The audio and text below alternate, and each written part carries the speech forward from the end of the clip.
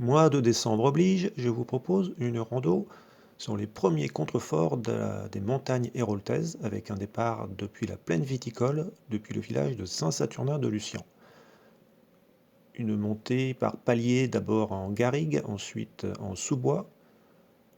Ici on a un petit raidillon qui nous amène au monument des Félibres et une dernière montée qui nous amène au Rocher des Vierges, magnifique panorama et chapelle Saint-Fulcran. On continue dans les rochers dolomitiques, puis une descente et on arrive à une adorable aire de pique-nique avec sa petite source captée. Ensuite, il y a un mauvais moment à passer sur des sentiers en mauvais état, très ravinés. Et ensuite, c'est le deuxième point fort de cette rando, le canyon du Diable, avec ses paysages particulièrement exotiques qu'on appelle ici le Colorado héroltais. On ira visiter un canyon avec sa cascade, puis on s'extrait de ce monde de rufes pour retrouver la garrigue. On arrive sur une crête avec des dernières vues lointaines et une descente finale qui nous ramène au parking. Et on arrive à la première étape de notre rando, le Rocher des Vierges. C'est le premier grand centre d'intérêt de ce circuit. Alors avant ici, il y avait un oppidum et un château fort, mais il en reste quasiment rien. Et maintenant on y trouve la chapelle Saint-Fulcran. Saint-Fulcran, c'était l'archidiacre de Maguelone et ensuite il est devenu l'évêque de Lodève. C'est pour ça qu'on trouve la cathédrale Saint-Fulcran à Lodève.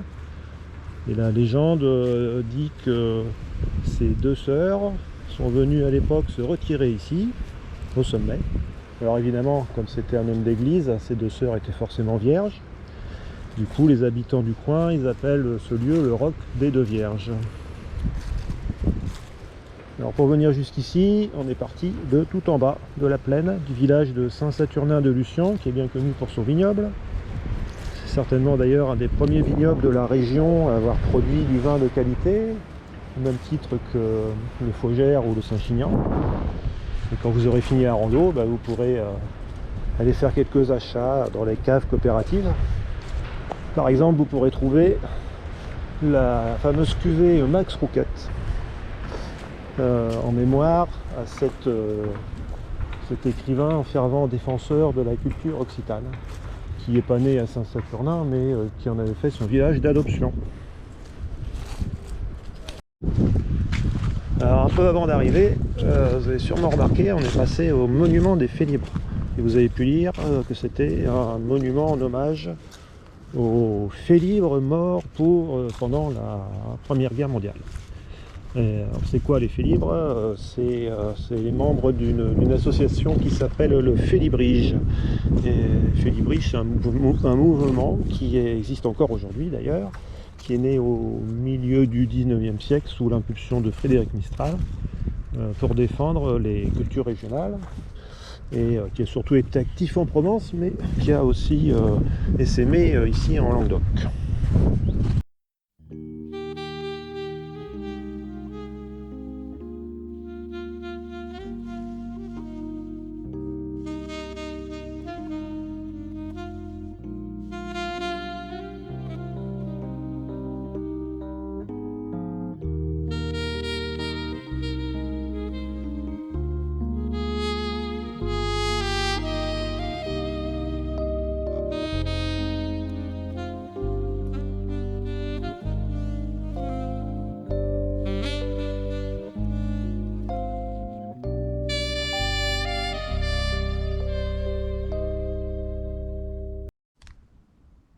Au Rocher des Vierges, on était dans la Dolomie.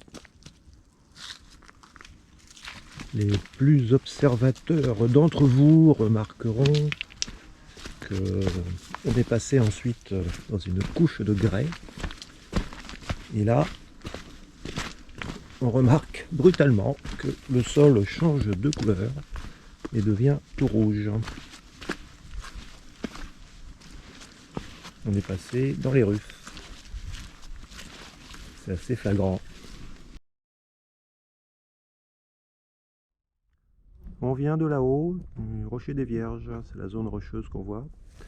Et là, on arrive à une sympathique zone de pique-nique qui est située elle aussi dans les Ruffes qui seront notre compagne jusqu'au prochain point fort de ce circuit, à savoir le Canyon du Diable. Voilà, on pénètre maintenant dans ce fameux Canyon du Diable, qui va être l'objet du deuxième grand centre d'intérêt de cette rando, paysage de Ruffes, dans lequel on va voir quelques petites merveilles. Premier aperçu avec ce canyon et cette petite cascade. Et nous, on va continuer sur ce chemin, une espèce de vire qui est très élégante. Donc vous voyez ici dans ce secteur, c'est vraiment un enchevêtrement de canyons plus ou moins grands formés par des tas de petits ruisseaux. Ça passe à peu près partout, mais il faut quand même faire attention. Il y a des endroits, il y a des bouts de falaises infranchissables. Et du coup, on peut y passer facilement plusieurs heures, on peut même s'y perdre. Alors nous, pour notre rando, on va se contenter de traverser le secteur et de remonter un ruisseau jusqu'au fond de son canyon. Ce sera comme ça bien représentatif du paysage.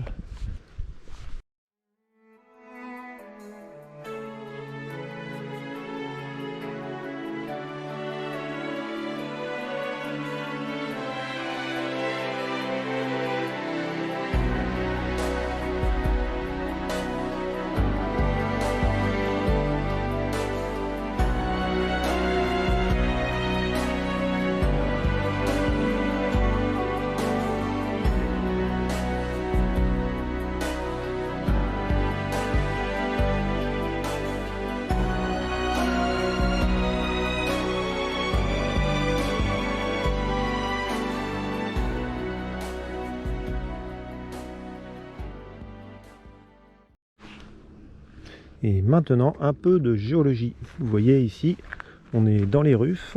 Ça, c'est le terme local, parce que par exemple en Aveyron, on n'appelle pas ça la ruffe, mais le rougier.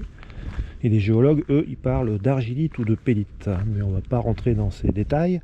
Ce qu'il faut savoir, c'est que ce sont en fait des argiles ou des sables gavés de fer qui se sont oxydés à l'époque du Permien, c'est-à-dire il y a à peu près 250 millions d'années, à l'époque où le climat ici était de type tropical. Ensuite, pendant les millions d'années qui ont suivi, il s'est passé plein de choses. Les couches se sont inclinées, ensuite elles ont été recouvertes, et après l'érosion a fait son boulot, et maintenant les ruffes sont de nouveau apparentes. Dernier coup d'œil sur le Canyon du Diable avant de changer complètement de paysage.